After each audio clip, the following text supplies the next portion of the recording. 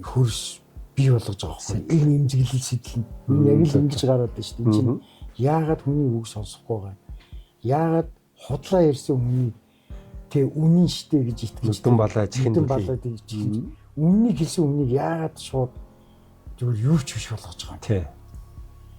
Энэ өөрөө хамгийн амар. Тэгээд өөрөө эцэст нь яаж юм гэхээр уласчгүй, гүрэнчгүй, юучгүй болж байна. Гойлгоч юм болж байна.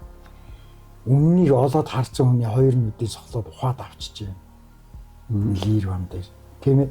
Энийг бид нэр тэртээ алсад олон зуун жилийн өмнөх тэрвэр гэхээс илүү өнөөгийн энэ нийгэмдэр найруулагчийн дээр харж хийхэд бол ийм одоо зүйл харагдаж хийж. За тэгээ энийг бол орчин үеийн театрын элементтэй бас болох юм. Физикал хэлбэрээр илүү их тийм төхөмтэй болох юм байна. Гэж ингэж барьж авч бас хийж байгаа.